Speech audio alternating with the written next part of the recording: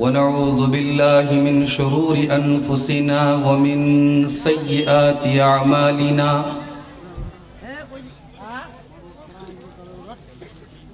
من يهده الله فلا مضل له ومن يضلل فلا هادي له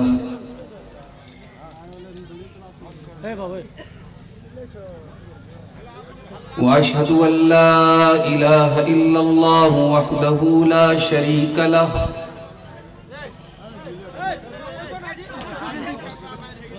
وأشهد أن محمدًا عبده ورسوله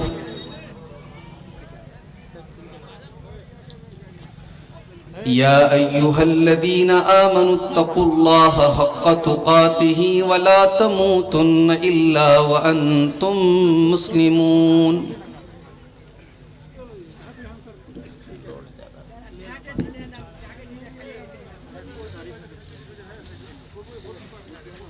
يا أيها الناس اتقوا ربكم الذي خلقكم من نفس واحدة وخلق منها زوجها وبث منهما رجالا كثيرا ونساء واتقوا الله الذي تساءلون به والأرحام إن الله كان عليكم رقيبا يا أيها الذين آمنوا اتقوا الله وقولوا قولا سديدا يصلح لكم أعمالكم ويغفر لكم ذنوبكم ومن يطع الله ورسوله فقد فاز فوزا عظيما أما بعد فإن خير الحديث كتاب الله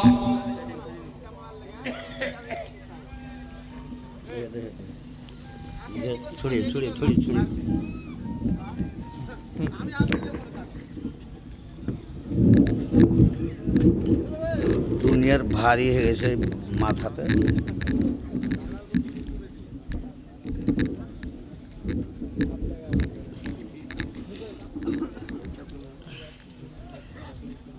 فإن خير الحديث كتاب الله وخير الهدي هدي محمد صلى الله عليه وسلم وشر الأمور محدثاتها وكل محدثة بدعة وكل بدعة ضلالة وكل ضلالة في النار أعوذ بالله من الشيطان الرجيم بسم الله الرحمن الرحيم من عمل صالحا من ذكر أو أنثى وهو مؤمن فلنحيينه حياة طيبة ولنجزينهم أجرهم بأحسن ما كانوا يعملون صدر محترم علماء کرام، محترم بزرگوں، نوجوان ساتھیوں، پردہ نشین ماں اور بہنوں، پیارے بچوں،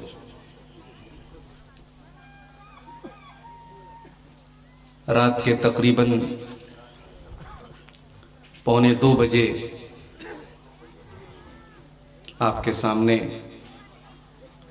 حاضر ہونے کا موقع مل رہا ہے۔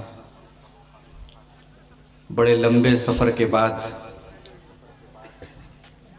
تاخیر سے آپ کے بیچ حاضر ہوا ہوں۔ آپ لوگوں نے انتظار کیا، جلسے کے منتظمین بھی پریشان تھے، لیکن اللہ کی توفیق سے دوپہر 3 بجے میں بنارس میں تھا، اور رات کے 1:30 بجے اگر میں آپ کے اس علاقے میں نیپال بارڈر کے قریب موجود ہوں تو یہ اللہ تعالیٰ کی توفیق ہے، اس کی مدد ہے۔ اور بڑی خوشی کی بات ہے کہ اتنی رات گزر جانے کے باوجود ایک بڑی تعداد میں ہمارے نوجوان، ہمارے بزرگ، ہماری مائیں بہنیں ابھی تک موجود ہیں. اللہ تعالیٰ ہمارے اس جذبے کو قبول فرمائے اور اللہ تعالیٰ ہم سب کو کہنے اور سننے سے زیادہ عمل کرنے کی توفیق عطا فرمائے. آمین. قرآن مجید کے 14ویں پارے کی ایک آیت آپ کے سامنے میں نے پڑھی ہے.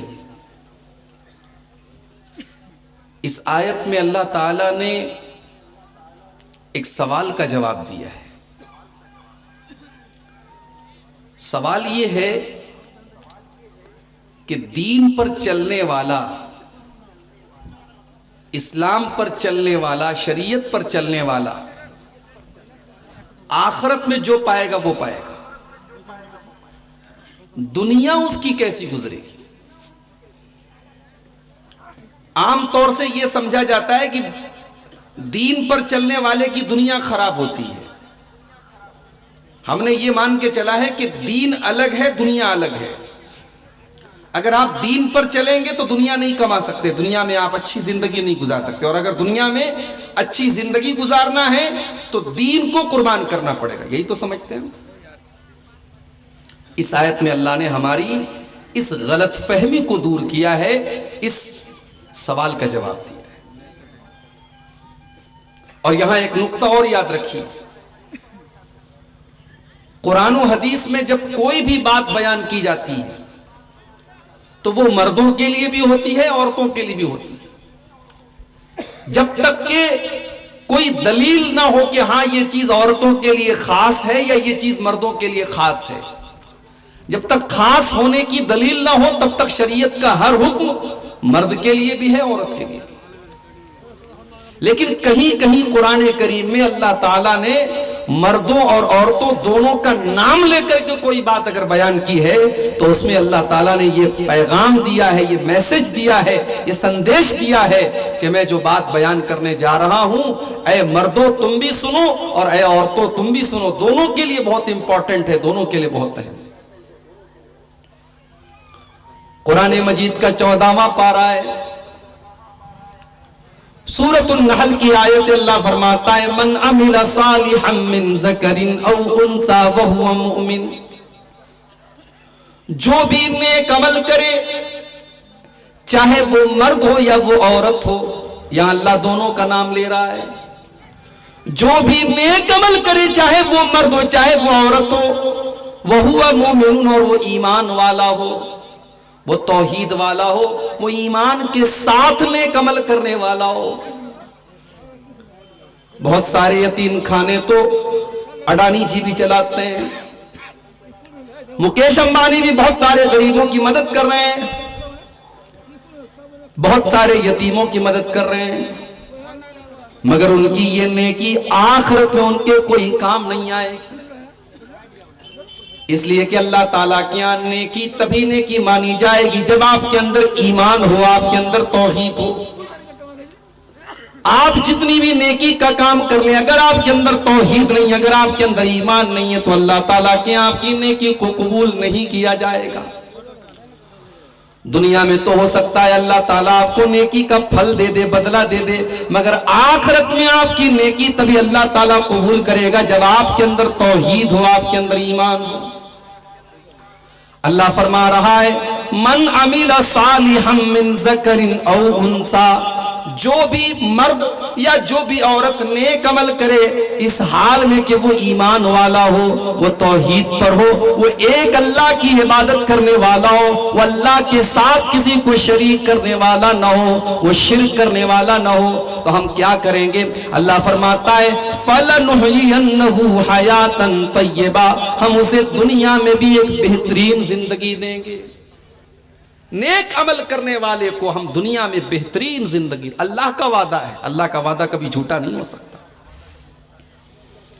اگر آپ کی زندگی اسلام کے مطابق گزرے گی، اگر آپ کی زندگی شریعت کے مطابق گزرے گی تو اللہ کا وعدہ ہے کہ اللہ آپ کی زندگی کو بہترین زندگی بنا دے گا. اب بہترین کا مطلب یہ نہیں ہوتا کہ آپ کروڑ پتی بن جائیں گے، بہترین کا مطلب یہ نہیں کہ آپ کے پاس بڑا عالی شان بنگلہ ہو جائے گا، آپ کے پاس 4 ویلر گاڑی ہو جائے گی. ہو سکتا ہے کہ آپ کا مکان ٹوٹا پھوٹا ہو سکتا ہے کہ آپ کے پاس ایک سائیکل بھی نہ ہو سکتا ہے آپ کے گھر میں دنیا کی دولت نہ ہو، مگر اللہ کا وعدہ ہے اگر آپ ایمان والے بن جائیں گے اور نیک عمل کرنے والے بن جائیں گے، اس ٹوٹے پھوٹے گھر کے اندر بھی آپ کو چین کی نیند آئے گی، آپ کی زندگی میں چین ہوگا، سکون ہوگا، برکت ہوگی، اللہ کی رحمت ہوگی۔ فَلَنُحْيِيَنَّهُ حَيَاتًا طَيِّبَةً، اللہ فرماتا ہے ہم تجھے ایک بہترین زندگی عطا فرمائیں گے۔ تو یہ دماغ سے پہلے یہ کیڑا نکال دو کہ دین پر چلیں گے تو دنیا نہیں ملے گی۔ کیوں نہیں ملے گی بھائی؟ اسی دین پر چل کر کے صحابہ کرام نے دنیا کو بھی حاصل کیا اور آخرت کی نعمتوں کو بھی انہوں نے حاصل کیا۔ اسی دین پر چل کر کے پوری دنیا میں اسلام کا جھنڈا لہرا دیا صحابہ کرام نے۔ کون سی ایسی چیز تھی جو صحابہ کے پاس نہیں تھی؟ دولت بھی ان کے پاس آئی، حکومت بھی ان کے پاس آئی، پاور بھی ان کے پاس آیا، اور دنیا کی بڑی بڑی سپر پاور صحابہ کرام کے دور میں وہ دور بھی آیا کہ حضرت عمر فاروق کا نام لیا جاتا تھا تو دنیا کے بڑے بڑے سپر پاور ڈر جاتے تھے، کانپنے لگتے تھے۔ آپ کے پاس اگر ایمان ہے، آپ کے پاس اگر توحید ہے، آپ کے پاس اگر دین ہے، دنیا کے سپر پاور آپ کے آگے گھٹنے ٹیک دیں گے میرے بھائی۔ اسی لیے قرآن کریم میں بڑی پیاری دعا اللہ تعالیٰ نے ہم کو سکھائی ہے، اور جب ایک حاجی حج کرنے جاتا ہے، ایک عمرہ کرنے والا عمرہ کرنے جاتا ہے، جب خانے کعبہ کا وہ طواف کرتا ہے تو حجر اسود اور رکن یمانی کے درمیان بھی وہ اس دعا کو بار بار پڑھتا ہے، ربنا آتنا فی الدنیا حسنہ وفی الآخرۃ حسنۃ وقنا عذاب النار۔ پروردگار تو ہمیں دنیا میں بھی بھلائی عطا فرما اور آخرت میں بھی تو بھلائی عطا فرما، اور جہنم کے عذاب سے تو ہمیں بچا لے۔ یہ بڑی جامع دعا ہے جو قرآن میں ہمیں سکھائی۔ ہم نے اللہ سے صرف آخرت کا سوال نہیں کیا، ہم نے اللہ سے دنیا کا بھی سوال کیا، اور اسی لیے اللہ کے پیارے نبی جب اللہ کی بارگاہ میں دعا کیا کرتے تھے، وہ تین کھمبا کے میرے نوجوان ساتھیوں، وہ ڈاکٹر امان اللہ جیسے علمی شخصیت کے گاؤں سے تعلق رکھنے والے میرے بھائیوں، آپ نے سال میں ایک بار جلسہ کرایا، آپ کے گاؤں میں اتنا بڑا مدرسہ چل رہا ہے، بڑی اچھی بات ہے، مگر میں ایک میسج آپ کو یہ بھی دینا چاہتا ہوں، آپ اللہ کے پیارے نبی کی دعاؤں کو بھی یاد کیا کریں، نبی اکرم کی دعاؤں کو آپ یاد کیا کریں۔ نبی اکرم کی دعاؤں میں بڑی برکت ہے، بڑا خیر ہے میرے بھائیوں۔ اللہ کے پیارے نبی ایک دعا کرتے تھے، اللہم اصلح لی دینی الذی ہوا عصمت امری، اے اللہ تو میرے دین کو صحیح کر دے کیونکہ میری بنیاد تو میرے دین کے اوپر ہے، اے اللہ میرے دین کے اندر کوئی خرابی نہ آنے پائے۔ وَأَصْلِحْ لِي دُنْيَايَ الَّتِي فِيهَا مَعَاشِي، اور اے اللہ تو میری دنیا کو بھی صحیح کر دے کیونکہ دنیا کے اندر مجھے زندگی گزارنا ہے۔ وَأَصْلِحْ لِي آخِرَتِي الَّتِي إِلَيْهَا مَعَادِي، اور اے اللہ تو میری آخرت کو بھی صحیح کر دے کیونکہ مرنے کے بعد لوٹ کر کے مجھے وہیں جانا ہے۔ اللہم احینی ما کانت الحیات خیرا لی، اے اللہ جب تک زندگی میرے لیے بہتر ہو تو مجھے دنیا میں زندہ رکھ، اور اے اللہ جب موت میرے حق میں بہتر ہو جائے تو مجھے دنیا سے اٹھا لینا۔ یہ دعا کرتے تھے اللہ کے نبی۔ تو ہم نے دنیا اور آخرت دونوں کا سوال کیا ہے میرے بھائی۔ بہت سارے ایسے کام ہیں ہمیں لگتا ہے یہ دنیا کا کام ہے، شادی کرنا، بیوی کا حق ادا کرنا، بچے پیدا کرنا اور بچوں کی تربیت کرنا، یہ تمام چیزیں کو ہمیں لگتا ہے کہ دنیا کا کام ہے، مگر اسلام یہ کہتا ہے اگر آپ نے اپنے آپ کو گناہ سے بچانے کے لیے اور اپنی شرمگاہ کی حفاظت کے لیے اگر آپ نے نکاح کیا ہے اور آپ جائز طریقے سے اپنی بیوی سے اپنی خواہش پوری کر رہے ہیں، تو آپ کا یہ خواہش پوری کرنا بھی شریعت کی نظر میں ثواب کا کام ہے، اور اس پر بھی آپ کو ثواب ملے گا۔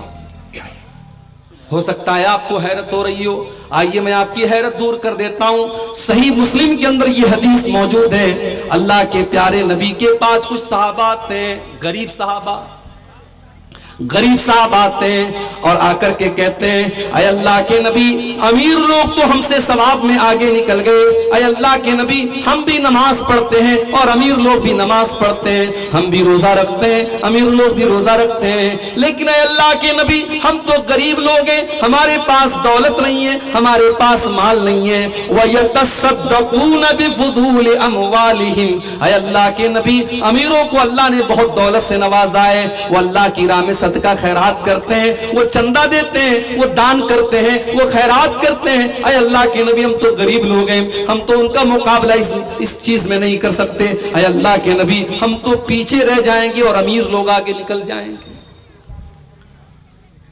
میرا نبی امیروں کا بھی نبی ہے، غریبوں کا بھی نبی ہے۔ میرے نبی ساری کائنات کے لیے رحمت ہے۔ میرے نبی نے اپنے غریب صحابہ کے آنسوؤں کو کیسے پوچھا میرے بھائی؟ آپ نے فرمایا اے میرے صحابہ تم نے یہ کیسے سمجھ لیا کہ تمہارے پاس صدقہ اور خیرات کرنے کے لیے دولت نہیں ہے؟ کل تحلیل صدقہ وکل تحمید صدقہ وکل تکبیر صدقہ۔ اے میرے صحابہ تم زبان سے جب الحمدللہ کہتے ہو تو یہ بھی صدقہ ہے، تم جب لا الہ الا اللہ کہتے ہو تو یہ بھی صدقہ ہے، تم جب سبحان اللہ کہتے ہو تو یہ بھی صدقہ ہے، جب تم اللہ اکبر کہتے ہو تو یہ بھی صدقہ ہے، جب تم کسی کو نیکی کا حکم دیتے ہو تو یہ بھی صدقہ ہے، جب تم کسی کو برائی سے روکتے ہو تو یہ بھی صدقہ ہے۔ وفی بُغْضِ أَحَدِكُمْ صدقہ، اور جب تم اپنی بیوی کے ساتھ اپنی خواہش پوری کرتے ہو تو یہ بھی صدقہ ہے۔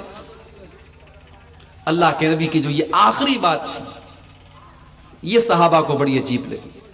اے اللہ کے نبی کیا کہہ رہے ہیں آپ؟ بیوی کے ساتھ خواہش پوری کرنا بھی صدقہ ہے؟ آپ نے فرمایا ہاں، اگر انسان یہی عمل ناجائز طریقے سے کرے، زناکاری کا راستہ اپنا لے، بدکاری کا راستہ اپنا لے، اللہ کو ناراض کرنے والا راستہ اپنا لے، بے حیائی کا راستہ اپنا لے، تو کیا اس کے اوپر گناہ ہوگا کہ نہیں ہوگا؟ ہاں اللہ کے نبی گناہ تو ہوگا۔ آپ نے فرمایا جب حلال اور جائز طریقے سے ایک انسان اپنی بیوی کے ساتھ اپنی خواہش پوری کر رہا ہے تو اس جنسی خواہش کے پورا کرنے پر بھی اس کو ثواب ملے گا۔ یہ ہے میرا اسلام، یہ ہے میرا دین۔ یہی نہیں، آپ گھر میں آتے ہیں محنت مزدوری کر کے اپنے بیوی بچوں کے لیے کھانے پینے کا انتظام کرتے ہیں، آپ اپنے گھر میں آ کر کے اپنے بیوی بچوں کو کھانا کھلاتے ہیں، اللہ کے پیارے نبی نے فرمایا اس کھانا کھلانے پر بھی آپ کو ثواب ملے گا۔ بخاری کے الفاظ ہیں، اللہ کے نبی فرماتے ہیں ما من نفقۃ تبتغی بہا وجہ اللہ، تم جس خرچ کے ذریعے اللہ کو راضی کرتے ہو اس پر تمہیں ثواب ملے گا، حتی اللقمۃ التی تضعها فی امراتک، یہاں تک کہ تم اپنی بیوی کے منہ میں جو لقمہ ڈالتے ہو، تو اپنی بیوی کو جو کھانا کھلاتے ہو اس لقمے پر بھی تم کو ثواب ملے گا۔ بیوی کو کھانا کھلا رہا انسان، یہ تو پیور دنیا کا کام ہے، مگر اسلام یہ کہتا ہے اس دنیا کے کام پر بھی تمہیں ثواب ملے گا، کیونکہ تم بیوی کو کھانا اس لیے کھلا رہے ہو کیونکہ وہ تمہاری شریک حیات ہے، وہ تمہاری لائف پارٹنر ہے، وہ تمہاری جیون سنگنی ہے، تم نے نکاح کیا ہے اس کے ساتھ، اس کا حق ہے تمہارے اوپر، اس لیے تم اس کو کھانا کھلا رہے ہو۔ اللہ کو راضی کرنے کے لیے اگر تم بیوی کو بھی کھانا کھلا رہے ہو اس پر بھی تمہیں ثواب ملے گا۔ اسلام کی یہ تعلیم نہیں ہے آپ پورے ملک کا انتظام چلائیں اور بیوی کو چھوڑ دیں، آپ کسی اسٹیٹ کے مکھیہ منتری بن جائیں اور آپ کی بیوی بچے نہ ہوں، اسلام کی یہ تعلیم نہیں ہے۔ اسلام اس کو قطعاً ناپسند کرتا ہے کہ آپ شادی نہ کریں اور آپ بال بچے پیدا نہ کریں، آپ بیوی کا حق ادا نہ کریں، آپ بچوں کا حق ادا نہ کریں، یہ اسلام کی تعلیم نہیں ہے۔ بہت ساری باتیں اشاروں میں کہی جاتی ہے، سمجھتے رہیں آپ۔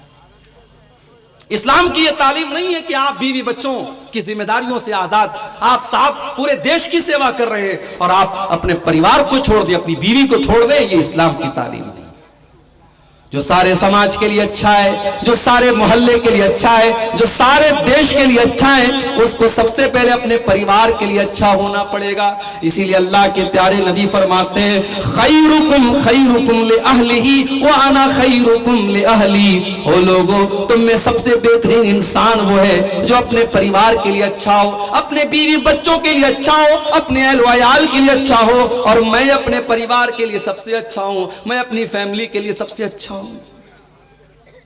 اگر ایک طرف اللہ کے نبی صحابہ کے دلوں کے اوپر راج کرتے ہیں، اگر ایک طرف اللہ کے نبی صحابہ کرام کے سردار ہیں اور صحابہ کرام کے امام ہیں، تو دوسری طرف آپ عائشہ اور خدیجہ کے شوہر بھی ہیں، آپ فاطمہ اور زینب کے باپ بھی ہیں۔ آپ نے ایک بہترین باپ کا کردار بھی ادا کیا اور آپ نے ایک بہترین شوہر کا بھی کردار ادا کیا۔ یہی وجہ ہے جب ایک مرتبہ کچھ صحابہ اللہ کے نبی کی بیویوں کے پاس آتے ہیں اور آ کر کے پوچھتے ہیں کہ اللہ کے نبی کی عبادت کے بارے میں ہم کو بتائیے، اور جب اللہ کے نبی کی عبادت کے بارے میں ان کو بتایا جاتا ہے، بخاری کے الفاظ ہیں فَكَأَنَّهُمْ تَقَالُّوهَا، انہیں لگتا ہے کہ اللہ کے نبی تو بہت کم عبادت کرتے ہیں، بس اتنی ہی نماز پڑھتے ہیں، بس اتنا ہی روزہ رکھتے ہیں۔ ان کو لگا کہ اللہ کے نبی کو تو، چونکہ اللہ کے نبی تو بخشے بخشائے ہیں، آپ تو اللہ کے آخری نبی ہیں، آپ کو تو نیکی کرنے کی کوئی خاص ضرورت بھی نہیں ہے، نیکی کرنے کی تو ہم کو ضرورت ہے۔ اس لیے تینوں نے آپس میں یہ وعدہ کیا، ایک نے کہا کہ آج کے بعد میں رات بھر نماز پڑھوں گا، رات بھر نماز پڑھوں گا۔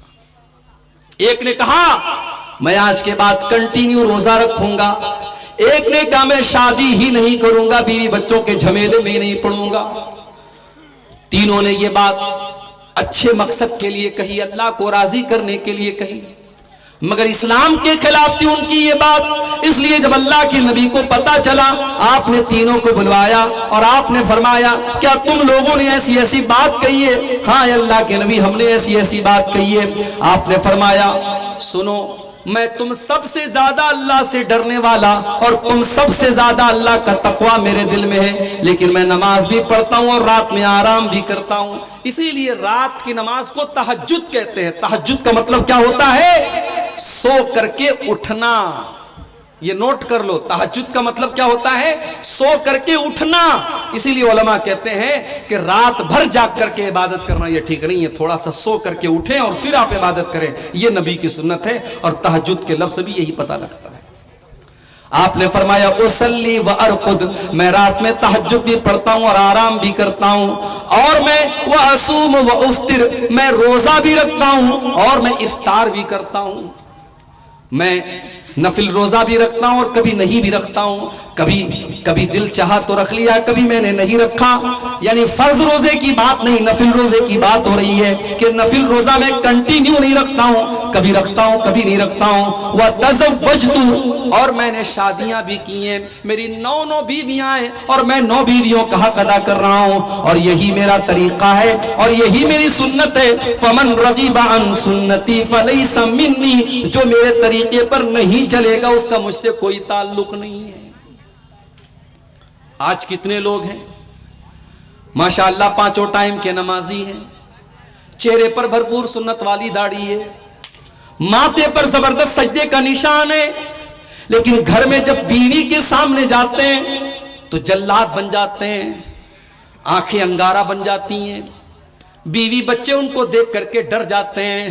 معاف کرنا میرے بھائی، آپ کا اخلاق سارے زمانے کے لیے اگر اچھا ہے اور بیوی بچوں کے لیے اگر آپ کا اخلاق اچھا نہیں ہے تو آپ دیندار نہیں ہیں، آپ اچھے انسان نہیں ہیں، آپ اچھے مسلمان نہیں ہیں۔ اگر آپ کا اخلاق اچھا ہے تو بیوی کے ساتھ بھی آپ کا اخلاق اچھا ہونا چاہیے، بچوں کے ساتھ بھی آپ کا اخلاق اچھا ہونا چاہیے۔ کبھی کبھی تو میں اپنے بارے میں محسوس کرتا ہوں، رات بھر میں تقریر کر رہا ہوں، بیوی بچوں کو چھوڑ کر کے، مناسب نہیں ہے، مناسب نہیں ہے میرے بھائی۔ کبھی کبھار کی بات ہے ٹھیک ہے، لیکن اگر اس کو ایک معمول بنا لیا جائے، مہینے بھر ہم تقریریں کریں اور بیوی بچوں کو چھوڑ دیں، غلط ہے یہ۔ بہت سارے لوگ، ہمارے بنارس کے قریب ایک جگہ پڑتی ہے مئو، ابھی کل میرا مئو میں پروگرام تھا رات میں، مئو کے لوگوں نے بتایا کہ صاحب یہاں کا کاروبار بنارس کی طرح وہاں بھی ساڑی کا کاروبار ہوتا ہے، پاور لوم چلتے ہیں وہاں پہ۔ اب پاور لوم کا کاروبار کچھ دنوں سے اچھا نہیں چل رہا ہے، تو اب مئو کے بہت سارے لوگ سعودی عرب میں جا کر کے نوکری کر رہے ہیں، 15,000 20,000 25,000 روپیہ مہینہ مل رہا ہے۔ اب مئو کے اندر رہ کر کے بیچارے محنت کر کے 8,000 10,000 کما رہے تھے، وہاں 15-20,000 مل رہا ہے، بیچاروں کے پاس کوئی آپشن نہیں تھا، وہ سعودی میں جا کے رہ رہے ہیں۔ اب حالات کیا ہیں؟ شادی ہو گئی، بیوی آئی، 1 مہینہ یہ بیوی کے ساتھ رہے، اس کے بعد صاحب یہ سعودی چلے گئے، اب بیوی یہاں اکیلی رہ رہی ہے۔ اب آپ اندازہ لگائیں کہ کتنا بڑا فتنہ ہے یہ کہ بیوی یہاں ہے، شوہر سعودی عرب میں ہے، اور 2 سال کے بعد اپنی بیوی کے پاس آتا ہے۔ ظاہر ہے بیوی کو شوہر کی ضرورت ہے، شوہر کو بیوی کی ضرورت ہے۔ ہم نے روزی روٹی کے نام پر بیوی کا حق مارا، غلط ہے میرے بھائی۔ ہم تھوڑا کم کھا لیں، 2 روٹی کے بجائے 1 روٹی کھا لیں، ہم تھوڑا ہم اپنے لائف سٹائل میں ہم سمجھوتے کر لیں، اپنی زندگی میں ہم سمجھوتے کر لیں، مگر بیوی بچوں کو ہم ٹائم دیں، ان کا حق دیں۔ یہ شریعت کی تعلیم ہے، یہ جناب محمد رسول اللہ صلی اللہ علیہ وسلم کی تعلیم ہے۔ اللہ کے نبی کے ایک صحابی ہیں، ان کا نام ہے سلمان فارسی۔ سلمان فارسی کے ایک بہت اچھے دوست ہیں، ان کا نام ہے ابو دردہ۔ سلمان فارسی مکہ کے مہاجر ہیں اور ابو دردہ مدینہ کے انصاری ہیں، دونوں میں بہت اچھا دوستانہ ہے، بھائی چارہ ہے۔ حضرت سلمان فارسی کو پتا چلا کہ میرے دوست ابو دردہ کا یہ حال ہے کہ وہ رات بھر نماز پڑھتے ہیں اور دن میں وہ روزہ رکھتے ہیں، اور بیوی بچوں سے ان کو کوئی مطلب نہیں ہے، بیوی کا حق ادا نہیں کرتے، بیوی کی طرف توجہ نہیں دیتے۔ تالی دونوں ہاتھ سے بجتی ہے۔ اسی لیے عبداللہ بن عباس کہتے ہیں کہ اگر عورت میرے لیے سجتی ہے، میرے لیے میک اپ کرتی ہے، میرے لیے اچھا کپڑا پہنتی ہے، تو میری بھی ذمہ داری ہے کہ میں بیوی کے لیے اچھا کپڑا پہنوں۔ بیوی کوئی مشین نہیں ہے بچہ پیدا کرنے کی کہ آپ نے بس اس کو ایک مشین بنا کے رکھ دیا۔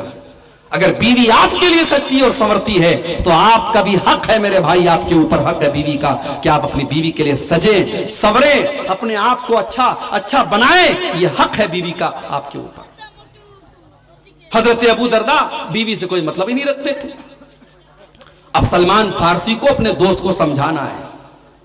بخاری کے الفاظ ہیں، سلمان فارسی اپنے دوست کے گھر آتے ہیں، سلام کرتے ہیں، دونوں دوست ایک دوسرے سے مصافحہ کرتے ہیں، گلے ملتے ہیں۔ اس کے بعد سلمان فارسی کے لیے کھانا پیش کرتے ہیں ابو دردہ۔ سلمان فارسی کہتے ہیں کھانا آپ کھائیں گے تب میں کھاؤں گا۔ ابو دردہ کہتے ہیں بھائی میں تو روزہ ہوں، میں نے نفل روزہ رکھا ہے۔ کہا کہ نہیں، جب تک آپ اپنا روزہ توڑ کر کے میرے ساتھ کھانا نہیں کھائیں گے، میں آپ کے گھر میں ایک لقمہ نہیں کھاؤں گا۔ آپ کی شیر صاحبادی برادری میں یہ چیز میں نے دیکھی ہے۔ ہمارے یہاں ایسا نہیں ہوتا کہ مہمان کے دسترخوان پہ، ہمارے یہاں کیا ہوتا ہے کھانا رکھ دیا، اب مہمان اپنے سے نکال رہا ہے۔ یہاں میں نے دیکھا، یہاں بھی دیکھا، بنگال میں بھی دیکھا کہ پلیٹ میں مہمان کو نکال کے دیا جاتا ہے۔ اس کو مہمان نوازی، اس کو مانا جاتا ہے کہ صاحب میں آپ کو نکال کے، میں گوشت آپ کو دوں گا، میں چاول آپ کو دوں گا، میں روٹی آپ کو دوں گا، آپ خود سے نہیں لیں گے۔ یہ مہمان نوازی اس کو کہا جاتا ہے۔ ہمارے یہاں دسترخوان پہ رکھ دیا، مہمان خود سے کھا رہا ہے، ہمارے یہاں نکال کے نہیں دیا جاتا ہے۔ الگ الگ کلچر ہوتا ہے ہر جگہ۔ راجستھان میں ایک مرتبہ میرا پروگرام تھا جے پور میں، جمعہ کا دن تھا۔ اب ہم لوگوں کی عادت ہے دوپہر میں تو چاول ہر حال میں کھاتے ہیں۔ اب دوپہر کا ٹائم تھا، گوشت آیا، روٹی آئی، میں کھا لیا۔ اب میں کھا کر کے بیٹھا ہوں کہ صاحب چاول آئے گا۔ 10 منٹ ہو گیا چاول نہیں آیا۔ لوگوں نے کہا مولانا کیا ہوا، پانی پی لیجئے۔ میں نے کہا صاحب چاول، بولے چاول نہیں چلتا ہے، کلچر ہے وہاں روٹی ہی چلتی ہے، چاول نہیں چلتا ہے۔ اور کہیں جاؤ تو لوگ پوچھتے مولوی صاحب بھات کھابے نا روٹی کھابے نا؟ میں کہتا ہوں بھائی میں دونوں کھاؤں گا، بھات بھی کھاؤں گا، روٹی بھی کھاؤں گا، کوئی ایک چیز نہیں، دونوں کھاؤں گا۔ میرے یہاں دونوں چیزیں میرے کلچر میں شامل ہیں۔ کہیں کہیں کھانے کے بعد مٹھائی آتی ہے، کہیں پہلے مٹھائی آتی ہے پھر کھانا آتا ہے، کلچر کی بات ہے۔ حضرت ابو دردہ نے کہا کہ آپ میرے ساتھ بیٹھ کر کے کھانا کھائیں گے تب میں کھانا کھاؤں گا۔ بیچارے نے روزہ توڑا اپنا، دیکھو دوست کے لیے روزہ توڑ دیا۔ اب یہاں سے یہ فتویٰ مت لے کے چلے نا مولوی صاحب نے کہا ہے رمضان میں کوئی دوست آئے تو جلدی سے روزہ توڑ دو۔ رمضان کا روزہ نہیں توڑنا ہے، نفل روزے کی بات ہے، نفل روزے کی بات ہے، عام روزہ۔ نفل روزے میں بھی اگر خاص نفل روزہ ہے، مثال کے طور پہ محرم کی 10 تاریخ کا روزہ ہے، عرفہ کا 9 تاریخ کا روزہ ہے، وہ نہیں توڑیں گے آپ۔ عام نفل روزہ ہے اور کوئی وجہ آ گئی تو آپ توڑ سکتے ہیں۔ تو حضرت ابو دردہ نے روزہ توڑ دیا، کھانا کھایا دوست کے ساتھ، مغرب کی نماز پڑھی، عشاء کی نماز پڑھی۔ رات عشاء کی نماز کے بعد تھوڑی سی رات کا حصہ آیا، حضرت ابو دردہ کھڑے ہو کر کے تہجد کی نماز پڑھنے لگے۔ حضرت سلمان فارسی نے کہا کہ رک جاؤ، اے ابو دردہ ابھی تہجد کی نماز کا ٹائم نہیں ہوا ہے، ابھی رک جاؤ۔ جب آدھی رات ہو گئی، حضرت ابو دردہ کھڑے ہو کر کے تہجد پڑھنے کا ارادہ کرنے لگے. سلمان فارسی نے کہا رک جاؤ، ابھی تہجد پڑھنے کا ٹائم نہیں ہوا ہے. اور رات گزر گئی. جب رات کا آخری پہر آ گیا، آج کے دور کے حساب سے ہم کہہ سکتے ہیں کہ رات کے 2 بج گئے، 2:30 بج گئے، 3 بج گئے. تب حضرت ابو دردہ نے کہا، حضرت سلمان فارسی نے کہا کہ ابو دردہ اب یہ بہترین ٹائم ہے تہجد پڑھنے کا، اب آپ کھڑے ہو کر کے آپ بھی تہجد پڑھیے اور میں بھی آپ کے ساتھ تہجد پڑھتا ہوں. دونوں دوستوں نے ساتھ میں کھڑے ہو کر کے تہجد کی نماز پڑھی.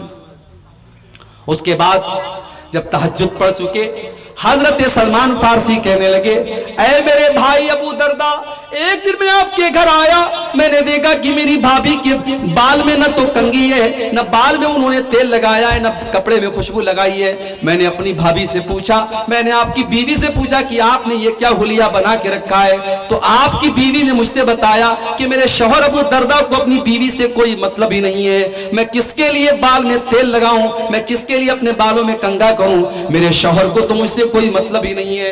اے ابو دردہ، آپ کا یہ طریقہ غلط ہے. ان لزوجک علیک حقا، اے ابو دردہ آپ کی بیوی کا بھی آپ کے اوپر حق ہے، آپ کی آنکھوں کا بھی آپ کے اوپر حق ہے، آپ کے مہمان کا بھی آپ کے اوپر حق ہے، اور آپ کے رب کا بھی آپ کے اوپر حق ہے. اے ابو دردہ سب کو سب کا حق دیجئے، تب جا کر کے آپ اسلام کے اوپر عمل کرنے والے بنیں گے. تھوڑی دیر کے بعد فجر کی نماز کا ٹائم ہوا. حضرت ابو دردہ مسجد میں آتے ہیں اور اللہ کے پیارے نبی کے ساتھ فجر کی نماز پڑھتے ہیں، اور فجر کی نماز پڑھنے کے بعد اللہ کے پیارے نبی کو پورا معاملہ بتاتے ہیں، اور پورا معاملہ بتانے کے بعد کہتے ہیں اے اللہ کے نبی، آج سلمان فارسی نے میرا روزہ توڑوا دیا. آج اس نے تہجد کی نماز میں رات بھر پڑھتا تھا، اس نے رات کے آخری پہر میں مجھ سے پڑھوائی، اور آخر میں سلمان فارسی نے ایسی بات کہی ہے. اللہ کے پیارے نبی نے فرمایا اے ابو دردہ صدق سلمان، سلمان بالکل صحیح کہہ رہے ہیں، سلمان بالکل ٹھیک کہہ رہے ہیں، انہوں نے کوئی غلط بات نہیں کہی. تو یہ اسلام ہے میرے بھائی. اسلام صرف نماز پڑھنے کا نام نہیں ہے، اسلام ایک مکمل لائف اسٹائل کا نام ہے. اسلام یہ کہتا ہے کہ آپ جب بازار میں جائیں، جب آپ کاروبار کرنے جائیں، جب آپ بزنس کرنے جائیں، تو وہاں پر بھی آپ کو اسلام کے اوپر عمل کرنا ہے. وہاں پر بھی آپ کو یہ دیکھنا ہے کہ آپ جو بزنس کرنے جا رہے ہیں وہ حلال ہے کہ حرام ہے، وہ جائز ہے کہ ناجائز ہے. ایسا نہیں ہے کہ آپ پیسہ کمانے کے معاملے میں آزاد ہیں. آج ہمارے بہت سارے نوجوان موبائل کے اوپر 3 پتی گیم کھیل رہے ہیں. آج موبائل کے اوپر بہت سارے ایسے ایپ آتے ہیں جو جوا کھیلا جاتا ہے، اور ہمارا نوجوان ان ایپس کے اندر جوا کے ذریعے پیسہ کما رہا ہے. ہو سکتا ہے کہ آپ لاکھوں کروڑوں کما لیں، مگر جس چیز کو شریعت نے جوا قرار دیا اور جس چیز کو شریعت نے حرام قرار دیا، میرے بھائیوں، اس کمائی کے ذریعے آپ کے گھر میں کبھی برکت نہیں آ سکتی، کبھی برکت نہیں آ سکتی. آپ جب پیسہ کمانے کے لیے جائیں تو وہاں بھی اسلام یہ کہتا ہے کہ آپ کو حلال طریقے سے پیسہ کمانا ہے. اللہ کے پیارے نبی فرماتے ہیں لا تزول قدم ابن آدم من عند ربه یوم القیامہ، قیامت کے دن انسان اپنی جگہ سے ہل نہیں پائے گا، انسان اپنی جگہ سے ٹس سے مس نہیں ہو پائے گا جب تک 5 سوالوں کا وہ جواب نہیں دے دے گا. پہلا سوال کیا جائے گا عن عمرہ فیما افنا، میرے بندے تو نے 40 سال کی، 50 سال کی، 60 سال کی اپنی زندگی کو کہاں گزارا. دوسرا سوال وعن شبابہ فیما ابلا، تو نے اپنی جوانی کو کہاں گزارا. تیسرا سوال وعن مالہ من این اکتسبہ، تو نے مال کہاں سے کمایا، سود اور بیاج سے کمایا، رشوت سے کمایا، جوا سے کمایا، سٹے سے کمایا، کرکٹ گیم کے اندر سٹے سے کمایا، موبائل ایپ کے اندر سٹے سے کمایا، تو نے پیسہ کہاں سے کمایا. چوتھا سوال وفیما انفقہ، تو نے مال کہاں پر خرچ کیا. اور 5واں سوال وماذا عمل فیما علم، تو نے جو علم حاصل کیا اس کے اوپر عمل کتنا کیا. تو یہ ہے اسلام. اسلام دنیا کو بھی ایک بہترین زندگی بنانے کی گارنٹی دیتا ہے. شرط یہ ہے کہ آپ 2 چیزیں اپنے اندر پیدا کر لیں. میں پھر سے وہی آیت ریپیٹ کر رہا ہوں، سورہ نحل کی قرآن کے 14ویں پارے کی آیت۔ مردوں کو بھی یہ آیت یاد کر لینی چاہیے، عورتوں کو بھی یہ آیت یاد کر لینی چاہیے۔ اس آیت میں فارمولہ بتایا گیا کامیابی کا، من عمل صالحا من ذکر او انثى وهو مؤمن فلنحيينه حیاتا طیبہ، جو بھی مرد یا عورت نیک عمل کرے گا اور وہ ایمان والا ہوگا، ہم اسے پاکیزہ زندگی عطا فرمائیں گے۔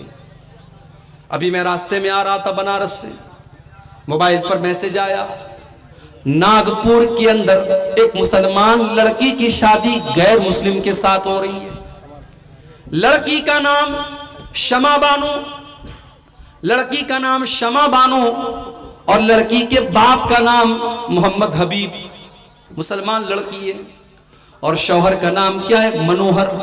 منوہر کے ساتھ شادی ہو رہی ہے، اور باقاعدہ لڑکی کے ماں باپ نے باقاعدہ شادی کا کارڈ چھپوایا ہے، اور کارڈ باقاعدہ ہندی میں ہے، اور اوپر اوم گڑیشائے نمہ بھی لکھا ہے، اور نیچے باقاعدہ ہندو پدھتی کے مطابق شادی کرنے کی اور وواہ کرنے کی بات لکھی ہے۔ یہ حالات ہیں آج، یہ حالات ہیں آج۔ آج کتنی مسلمان لڑکیاں آج غیر مسلموں کے ساتھ فرار ہو رہی ہیں میرے بھائی۔ مہاراشٹرا کے اندر سے رپورٹ آتی ہے، کئی لاکھ مسلمان لڑکیوں نے کورٹ میرج کیا ہے، اور غیر مسلموں کے ساتھ انہوں نے شادی کر کے اپنا دھرم بھی پریورتت کر لیا، اپنے مذہب کو بدل دیا۔ میرے بھائیوں، ایک قوم کی حیثیت سے کیا یہ ہمارے لیے شرم سے ڈوب مرنے کا مقام نہیں ہے کہ ہم اپنی بیٹیوں کو اسلام کی اور توحید کی عظمت بھی نہیں بتا پائے، ہم ان کو ایمان کا مطلب بھی نہیں بتا پائے۔ ہماری بیٹیاں آج عشق اور محبت کے جھوٹے ڈھکوسلے کے نام پر اپنے ایمان سے سمجھوتا کر رہی ہیں، اپنے دین سے سمجھوتا کر رہی ہیں، اور اسلام کو چھوڑنے کے لیے تیار ہیں۔ ارے یہ ایمان تو اتنی قیمتی دولت ہے کہ سمیہ سے اسی ایمان کو تو چھوڑنے کا مطالبہ کیا تھا ابو جہل نے۔ اے سمیہ، تو محمد کے دین کا انکار کر دے، تو لا الہ الا اللہ کا انکار کر دے۔ اے سمیہ، میں تجھے ٹارچر نہیں کرنا چاہتا، میں تجھے تکلیف دینا نہیں چاہتا، میں تیرے بیٹے عمار کے سامنے اور تیرے شوہر یاسر کے سامنے تجھے ننگا کرنا نہیں چاہتا۔ اے سمیہ، اگر تو اب بھی اسلام کو چھوڑ دے تو میں تجھے تکلیف دینا چھوڑ دوں گا۔ مگر سمیہ کو پتا تھا، سمیہ کو پتا تھا اگر ایمان کو داؤں پہ لگا کے اگر دنیا میں سکون کی زندگی پا بھی لیا تو یہ زندگی کسی کام کی نہیں ہے۔ اگر دنیا میں پیسے کما لیے، دنیا میں زندگی گزار لی اور ایمان کو داؤں پہ لگا دیا تو وہ زندگی کسی کام کی نہیں ہے۔ سمیہ لا الہ الا اللہ کو چھوڑنے کے لیے تیار نہیں ہوئی، ان کو ننگا کر دیا گیا، باپ کے سامنے، ان کے شوہر کے سامنے اور ان کے جوان بیٹے کے سامنے ان کو ننگا کر دیا گیا، اور بڑے دردناک طریقے سے ان کی شرمگاہ کے اوپر حملہ کر کے ابو جہل نے ان کو شہید کر دیا۔ اور اسلام کے اندر پہلا خون بہانے والی خاتون کا مقام حضرت سمیہ کو ملا۔ میرے بھائیوں، ابو جہل نے سمیہ کو قتل تو کر دیا، سمیہ کے جسم سے جان تو نکال لی، مگر سمیہ کے چہرے پر وہ جو مسکراہٹ تھی، وہ جو جنت میں جانے کی جو آرزو تھی، وہ جو جنت میں جانے کی جو طلب تھی، ابو جہل اس کو نہ مٹا سکا۔ ابو جہل سمیہ کے دل سے ایمان کو نہیں نکال سکا۔ او میری پیاری ماں بہنوں، آج سمیہ کو تم کیسے بھول گئی؟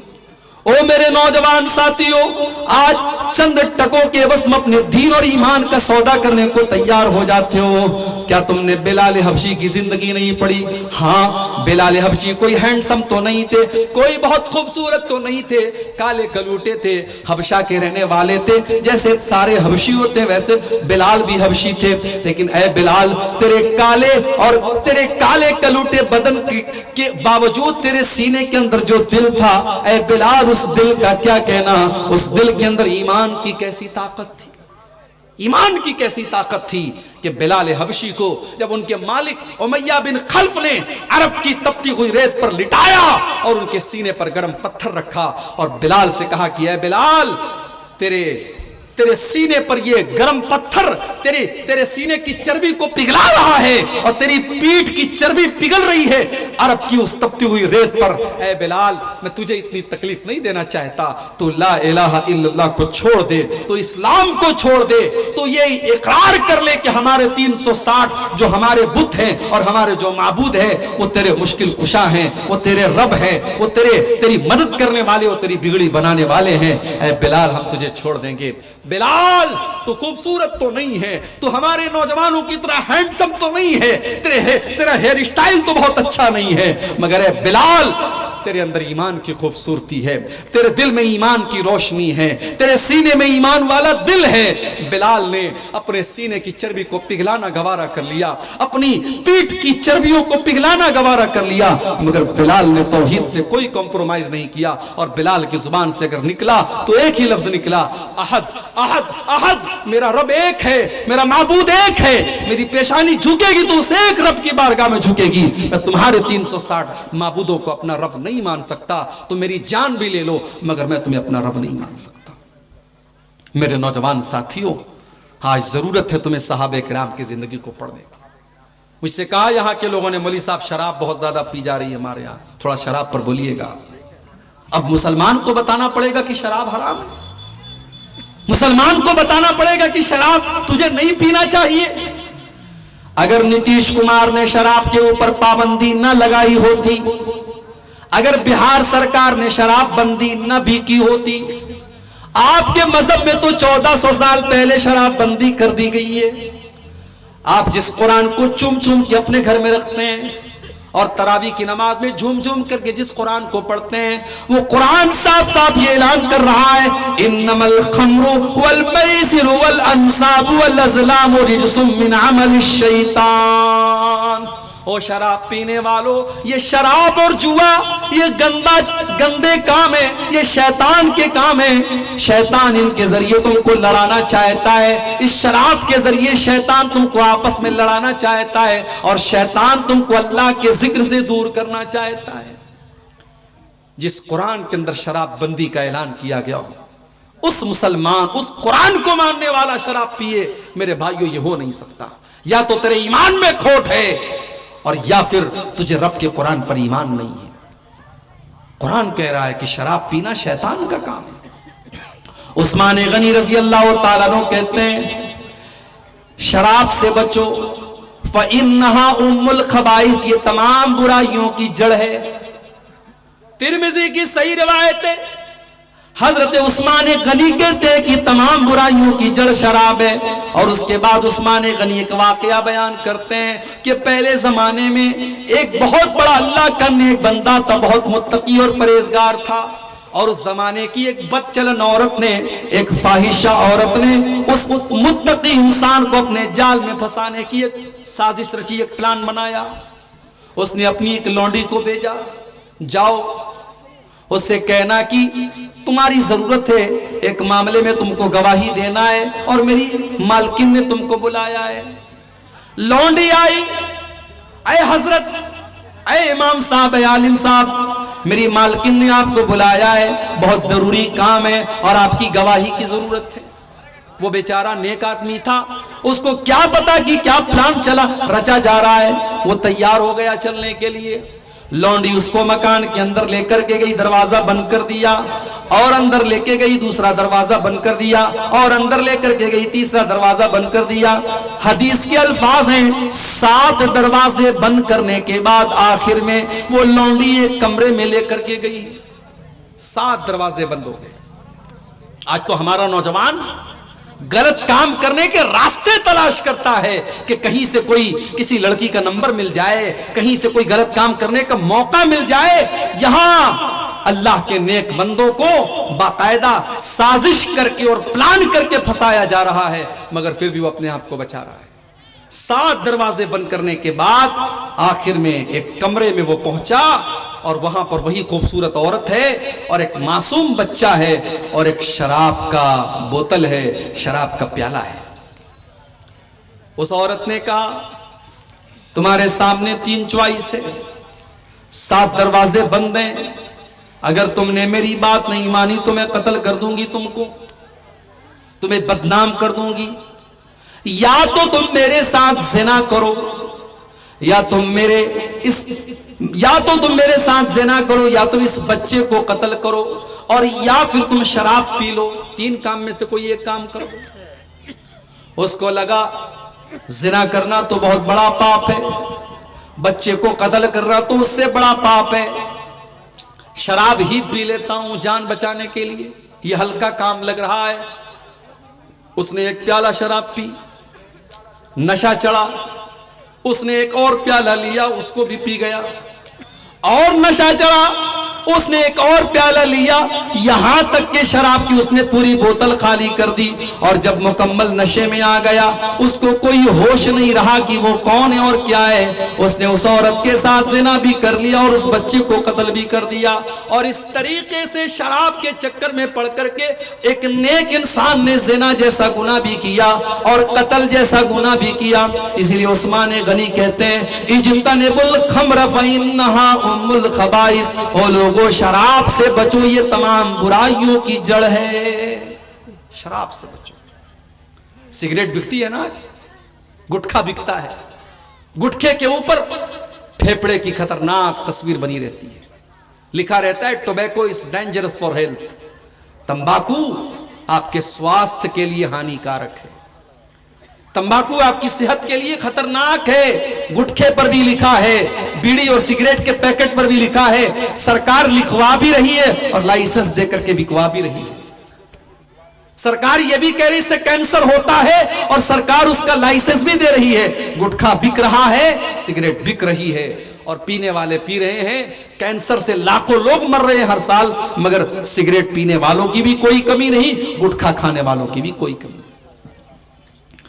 لیکن 1400 سال پہلے جس ماحول میں لوگ شراب پینے کے عادی تھے اور لوگوں کے دسترخوان پر شراب پی جاتی تھی، کھانے کے ساتھ ساتھ شراب کی بوتل بھی رکھی جاتی تھی، جب اس ماحول میں قرآن کی یہ آیت نازل ہوتی ہے، اے ایمان والو انما الخمر والمیسر والانصاب والازلام رجس من عمل الشیطان، اے ایمان والو یہ شراب پینا، یہ جوا کھیلنا، یہ قسمت کا حال معلوم کرنے کے لیے پاسے کے تیر نکالنا، اور یہ غیر اللہ کے نام پر لوگوں کے آستانوں پہ جا کے سر جھکانا، یہ سارے کے سارے گندے کام ہیں، یہ شیطان کے کام ہیں، تم ان کاموں سے بچو۔ جب قرآن کی آیت نازل ہوتی ہے، صحابہ کرام اپنے شراب کے مٹکے توڑ دیتے ہیں، اپنے شراب کے پیالوں کو توڑ دیتے ہیں، اپنے شراب کے برتنوں کو توڑ دیتے ہیں۔ وہ لوگوں آج سرکار سگریٹ اور تمباکو کے خلاف ایڈورٹیزمنٹ پر لاکھوں کروڑوں خرچ کرتی ہے، مگر کوئی فائدہ نہیں،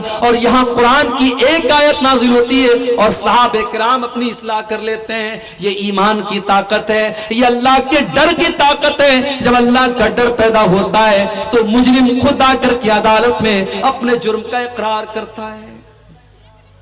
اللہ کے نبی صحابہ کے ساتھ بیٹھے ہوئے ہیں، ایک عورت آتی ہے، اے اللہ کے نبی میں قبیلے غامد سے تعلق رکھتی ہوں، اے اللہ کے نبی میں نے زنا کیا ہے، میں شادی شدہ ہوں، میں وواہت عورت ہوں، میں شادی شدہ عورت ہوں اور میں نے ایک مرد کے ساتھ زنا کر لیا ہے۔ اے اللہ کے نبی مجھے پتا ہے کہ اسلام میں شادی شدہ عورت اگر زنا کر دے تو اس کی سزائے موت ہے۔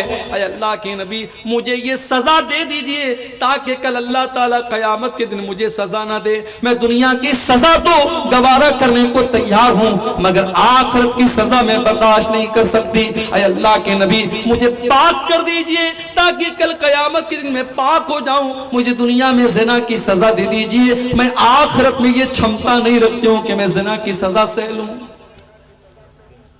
اللہ کے نبی نے کہا کیا بول رہی ہے تو؟ چل ہٹ یہاں سے، چلی جا، کیا بول رہی ہے؟ اللہ کے نبی نے اس کو موقع دینا چاہا، اس کو سنبھلنے کا موقع دینا چاہا۔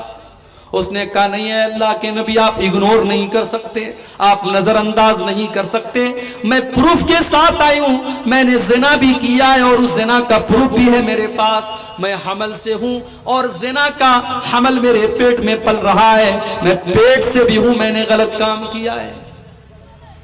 نبی اکرم نے کہا ٹھیک ہے چلی جا تو، جب تیرا بچہ پیدا ہو جائے تب تو میرے پاس آنا، ہم تجھے سزا دیں گے۔ नबी अकरम ने लौटा दिया, 9 महीने की मोहलत दे दी। सहाबे किराम को भी पता नहीं कि वो औरत कौन है, और अल्लाह के नबी भी शायद भूल चुके कि वो औरत कौन है। 9 महीने का पीरियड गुजर जाता है। एक दिन फिर वही औरत अपने मासूम बच्चे को अपने हाथ में लेकर के आती है। अय अल्लाह के नबी, क्या आपने मुझको पहचाना? मैं वही औरत हूँ जो 9 महीने पहले आपके पास आई थी और ये मुतालबा लेकर के आई थी कि आप मुझे सजा दे दीजिए। अय अल्लाह के नबी, अब तो ये बच्चा भी पैदा हो चुका है। अय अल्लाह के नबी, इस बच्चे को अपनी कस्टडी में ले लीजिए और मेरे जैसी बदचलन औरत को सजाए मौत दे दीजिए। हो लोगों, आज अदालत में लोग पैसे दे दे करके जजों और वकीलों को खरीद करके अपनी सजा को माफ करवाते हैं, और जो मुजरिम होते हैं वो बेकसूर हो जाते हैं, वो बाइज्जत रिहा हो जाते हैं, और जो बेकसूर और जो वाकई में जो बेकसूर होता है उस बेचारे को सजा दे दी जाती है। आज यही हो रहा है अदालत में। वो कौन सी ताकत है जो मुजरिम को अदालत में आकर के अपने जुर्म का इकरार करने पर मजबूर कर रही है? मेरे भाइयों, ये ईमान की ताकत है, ये अल्लाह का डर है, ये अल्लाह का खौफ है, जो 9 महीने बाद भी उस औरत को आकर के अपने हक में सजाए मौत मांगने का मुतालबा करने पर मजबूर कर रही है। अय अल्लाह के नबी, मुझे पाक कर दीजिए। आपने कहा नहीं, अभी तुम्हारा बच्चा छोटा है, मां के दूध पर डिपेंड है, जब तक ये बच्चा दूध पी रहा है हम तुम्हें सजा नहीं दे सकते। जाओ, जब तुम्हारा बच्चा दूध छोड़ दे, रोटी खाने लगे, तब तुम मेरे पास आओ। अल्लाह के नबी ने 2 साल का टाइम और दे दिया, 2 साल की मोहलत और दे दी। 2 साल का पीरियड गुजर गया और 2 साल के बाद वो औरत अपने बच्चे को लेकर के आती है और बच्चे के हाथ में रोटी का टुकड़ा है, बच्चा रोटी खा रहा है। अय अल्लाह के नबी, मैं वही गामे दिया औरत हूँ। अय अल्लाह के नबी, मैं वही औरत हूँ जो आपके पास आकर के अपने ज़िना का इकरार कर रही थी। तहिरनी या रसूल अल्लाह, अय अल्लाह के नबी, मुझे सजाए मौत दे करके मुझे पाक कर दीजिए। आपने बच्चा एक मुसलमान के हवाले किया, आपने बच्चे को एक मुसलमान के हवाले किया और जमीन के अंदर गड्ढा खोदने का हुक्म दिया गया। गड्ढा तैयार हो गया, औरत का आधा धड़ उस गड्ढे के अंदर डाला गया। आपने सहाबा को हुक्म दिया कि उसको पत्थरों से मार मार के खत्म किया जाए। ओ लोगों, अगर आज जिना की ये सजा, आज जिना की सजा को लागू कर दिया जाए, ये 5-5 साल की बच्चियों के साथ रेप करने वाले दहल जाएंगे। ये आज जिना के जो वाकयात हो रहे हैं, अगर इस्लाम ने जिना की जो सजा दी, अगर उस जिना को अगर आज राइज कर दिया जाए तो आज जिना बंद हो जाएंगे। मगर याद रहे, इस्लाम जिना सिर्फ जबरदस्ती जिना कोई जिना नहीं कहता है, इस्लाम आपस की सहमति वाले जिना को भी जिना कहता है। हमारे मुल्क का कानून क्या कहता है? अगर बालिग मर्द और बालिग औरत, 18 साल के ऊपर की लड़की है और 21 साल के ऊपर का मर्द है, अगर बालिग मर्द और औरत आपस में आपसी सहमति से अगर संबंध बनाते हैं तो कानूनन वो गलत नहीं है। हमारे भारत का कानून ये कहता है, मगर इस्लामी तालीम ये है कि जिना अगर बिल जबर है, जबरदस्ती अगर हो रहा है तब भी वो जिना है, और अगर निकाह के बगैर और शादी के बगैर अगर लड़का लड़की आपस में मिल रहे हैं तब भी वो जिना है। और इस्लाम में सजा दोनों की बराबर है। ऐसा नहीं है कि जबरदस्ती अगर जिना हो रहा है तो उसमें सजा होगी और आपस की सहमति से हो रहा है तो सजा नहीं होगी। इस्लामी हुकूमत में सजा दोनों को बराबर मिलेगी। मेरे भाइयों, अगर वाकई में अगर आज जिना की सजा को लागू कर दिया जाए तो जिना के वाकयात बंद हो जाएंगे। पत्थर मारा जा रहा है औरत, साहबे किराम पत्थर मार रहे हैं, जाहिर है जिना किया था उसने। उस औरत के खून के कुछ छींटे हजरते खालिद बिन वलीद के कपड़े पर पड़ जाते हैं और उनकी जुबान से कुछ गलत कलमात उस औरत के बारे में निकल जाते हैं कि ऐसी बदचलन औरत और ऐसी नापाक औरत का खून मेरे कपड़े पर लग गया। इस तरीके के कुछ जुमले हजरत खालिद बिन वलीद की जुबान से निकल जाते हैं। सही मुस्लिम की रिवायत है, अल्लाह के नबी हजरत खालिद को डांटते हैं और कहते हैं, महलन या खालिद, ऐ खालिद खबरदार खबरदार, ऐ खालिद तुम्हें अपनी जुबान से ऐसा कोई लफ्ज निकालने की परमिशन नहीं है। ऐ खालिद तुम्हें ये कहने का कोई अधिकार नहीं है। ऐ खालिद इस औरत ने तो तौबा की है, इसने तो खुदा करके अपने लिए सजा मांगी है। ऐ खालिद लक़द ताबत तौबतन लौ ताबहा साहिब मुक्सिन लगुफिर लहू। ऐ खालिद इसने तो इतनी सच्ची तौबा की है, अगर कोई डाकू भी ऐसी तौबा करता तो अल्लाह उस डाकू को भी माफ कर देता। इसने तो इतनी सच्ची तौबा की है। ऐ खालिद इसकी तौबा का मजाक न उड़ाओ। ऐ खालिद इस औरत की तौबा को मामूली मत समझो। और जब उसका इंतकाल हो गया, नबी अकरम ने कहा उसको कफनाया जाए और मैं उसकी जनाजे की नमाज पढ़ाऊंगा। उमर फारूक ने कपड़ा पकड़ लिया अल्लाह के नबी का। अल्लाह के नबी आप एक बदचलन और बेहया और जानिया का जनाजा पढ़ाएंगे? आपने कहा कि हाँ आए उमर, उसने तौबा कर ली है, उसने तौबा कर ली है। और तौबा करने वाला अत्ताइबु मिनज़्ज़म्बि कमन ला ज़म्ब लहू, गुनाह से अगर कोई तौबा कर ले तो अल्लाह के नबी फरमाते हैं कि समझो उसने कभी गुनाह किया ही नहीं था। तौबा करने के बाद इंसान पाक और साफ हो जाता है। इस्लाम मेरे भाइयों वो दीन है और ईमान की ताकत वो ताकत है जो मुजरिम को अदालत में आकर के अपने जुर्म का इकरार करने पर मजबूर करती है। और आगे बढ़िए, उमर फारूक का दौर है। रात में जब सारी दुनिया अपने बिस्तर पे सो रही है, अमीरुल मोमिनीन रातों में उठ करके अपने मदीना के घर घर का चक्कर लगा रहे हैं। कहीं कोई बच्चा भूखा तो नहीं है, कहीं ऐसा तो नहीं कि किसी घर में अनाज की कमी है, कहीं ऐसा तो नहीं कि किसी घर में फाका हो रहा है। सारी दुनिया आराम से सो रही है और अमीरुल मोमिनीन हजरत उमर फारूक मदीना का गश्त लगा रहे हैं, मदीना का चक्कर लगा रहे हैं। एक दिन गश्त कर रहे थे, अचानक एक मकान से आवाज आई, माँ और बेटी में बातचीत हो रही है। उस घर में दूध का कारोबार होता था। माँ अपनी बेटी से कह रही है कि बेटी जल्दी से उठ करके दूध में पानी मिला दे, सुबह हमको दूध बेचने जाना है। बेटी कहती अम्मी जान आपने सुना नहीं, अमीरुल मोमिनीन हजरत उमर फारूक का ऑर्डिनेंस आया है, उनका कानून आया है, उनकी तरफ से ये ऐलान आया है कि दूध में पानी मिलाना जुर्म है, अपराध है और इसकी सजा मिलेगी। माँ ने कहा बेटा रात का सन्नाटा है, उमर अपने घर में आराम से लेटा होगा, तो क्या उमर की बात कर रही है? जल्दी से उठ के दूध में पानी मिला दे, बहस मत कर, सुबह हमको दूध बेचने जाना है। मां ने ये जवाब दिया। बेटी कहती अम्मी जान आपने बिल्कुल सही कहा, हजरत उमर फारूक तो अपने घर में आराम से सो रहे होंगे। अय अम्मी जान मुझे बस एक सवाल का जवाब दे दीजिए, अगर उमर हमको नहीं देख पा रहे हैं फरब्बु उमर यराना, उमर का रब तो हमको देख रहा है, उमर नहीं देख रहा है, उमर का रब तो देख रहा है। अम्मी जान कल अल्लाह की बारगाह में जब अल्लाह हमसे पूछेगा और आपसे पूछेगा कि तू मेरे बंदों को शुद्ध और असली दूध के नाम पर मिलावटी दूध बेचती थी, अम्मी जान हम क्या जवाब देंगे? अम्मी जान ये काम आप मुझसे मत करवाइए, अगर उमर नहीं देख रहा है तो उमर का रब हमको देख रहा है। मां खामोश हो गई, मां चुप हो गई। हजरत उमर ने मकान का नंबर नोट कर लिया, मकान का नंबर नोट कर लिया, मकान का लोकेशन नोट कर लिया। अगले दिन सुबह अपने सारे बच्चों को बुलाया और इस पर गौर करना, रिश्ता करने जाती हैं जब हमारी माएं और बहनें तो उनको अपने लंगूर जैसे बेटे के लिए हूर पहले तलाश होती है। उनको लड़का बेचारा जितना भी लंगूर हो लेकिन उसके लिए हूर चाहिए, उनको खूबसूरत बहू चाहिए। दीनदारी कौन देखता है भाई? कितनी गरीब बेटियां हैं बेचारी जो आलिमा हैं, दीनदार हैं, इज्जतदार घराने की हैं, मगर उनके बाप के पास अपने दामाद को देने के लिए 2 लाख 3 लाख कैश नहीं है, 4 व्हीलर और 2 व्हीलर देने की ताकत नहीं है। गरीब बाप की बेटियां आज जवानी की दहलीज को पार कर रही हैं। क्यों? क्योंकि हम जब रिश्ता देखने जाते और रिश्ता करने जाते हैं तो हमारी नजर पहले दौलत पर होती है, खूबसूरती पर होती है। मेरे भाइयों जब हमने रिश्ते की शुरुआत ही दीनदारी पर नहीं की है तो फिर अगर घर में घर को बिगाड़ने वाली बहू आती है, सास से झगड़ा करने वाली बहू आती है और शौहर पर हुक्म चलाने वाली बहू आती है तो हमें हैरत नहीं करना चाहिए। हम अगर बबूल का पेड़ बोएंगे तो आम नहीं निकलेगा, हमने आम का पेड़ ही नहीं बोया, हमने बोया बबूल का पेड़ है तो आम कहां से निकलेगा। हमने बुनियाद ही गलत रखी है, हमने रिश्ते की बुनियाद क्या रखी है।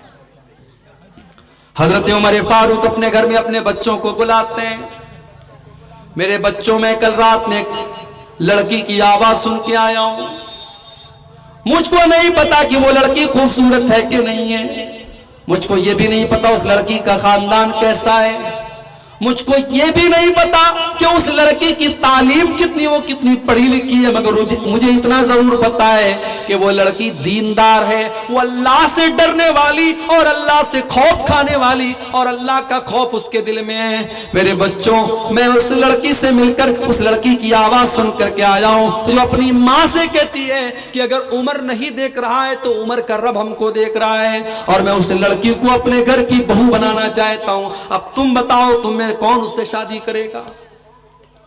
आज के दौर के लड़के होते तो कहते कि अच्छा, आपने अब बस आवाज सुन ली और हम शादी कर लें, इतना आसान काम समझ रखा है आपने। आजकल तो माशाल्लाह शादी के पहले जब तक रात भर बात ना हो तब तक शादी नहीं होती। हमारे पास लोग सवाल करते हैं, मौलवी साहब मंगेतर से बात करना कैसा है। अब मोबाइल सबके पास आ गया भाई, यहाँ तो रिश्ता लगता है, लोग फौरन मोबाइल नंबर मांग लेते हैं लड़की का, बातचीत शुरू कर देते हैं, और कुछ तो इस हद तक चले जाते हैं कि अल्लाह माफ करे, वो ये समझते हैं बस मंगनी हो गई, रिश्ता लग गया, अब मुझे सारे अधिकार हासिल हो गए। माफ कीजिए, मंगेतर आपके लिए गैर महरम है, जब तक निकाह ना हो जाए आपके लिए गैर जरूरी उससे बात करना। भाई कभी कोई जरूरत पड़ गई, कोई बात पड़ गई, आपने बात कर लिया, आप रात पर मोबाइल से चिपके हुए हैं और प्यार मोहब्बत की बातें हो रही हैं, फिर मुलाकात भी हो रही है और आप बिल्कुल बीवी की तरह उससे ट्रीट कर रहे हैं, ये हराम है और ये ज़नाकारी और बदकारी को दावत देने वाली चीज है। माफ कीजिए मेरे भाई, मंगनी कर देने से वो लड़की आपके लिए जायज नहीं हो जाती, जब तक निकाह ना हो जाए तब तक वो आपके लिए जायज नहीं है। तो आज का नौजवान होता तो कहता कि अरे आपने एक आवाज सुनी और हम शादी कर लें, कोई तैयार ना होता। मगर हजरत उमर के बेटे हजरत आसिम ने कहा, अरे अब्बा जान, अगर आपने देखा है कि वो लड़की दीनदार है, शक्ल सूरत से और उसके खानदान से और उसकी दौलत से मुझे कोई मतलब नहीं, अगर वाकई में वो दीनदार है और ईमान वाली है और तकवा वाली है तो अब्बा जान मैं उससे निकाह करने के लिए तैयार हूं।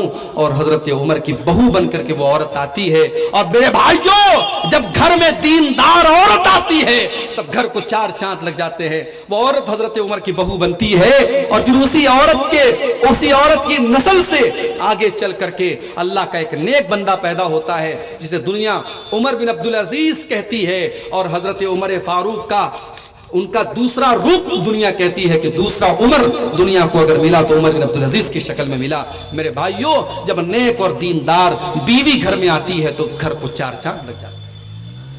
इसीलिए अल्लाह के नबी से पूछा गया कि सबसे बेहतरीन औरत कौन सी है, सबसे अच्छी औरत कौन सी है। आपने फरमाया अल्लती तसुर्रुहु इज़ा नज़र, जब शौहर देखे तो खुश हो जाए। बेहतरीन औरत वो है कि शौहर देखे तो खुश हो जाए। यहां तो बीवी जलसे में जा रही है तो पूरी बन संवर के जा रही है, शादी में जा रही है तो बिल्कुल नई वाली साड़ी निकाल करके और पूरा मेकअप कर करके और 1 घंटा आईने के सामने बिल्कुल अपने चेहरे पर दुनिया भर के मटेरियल लगा करके।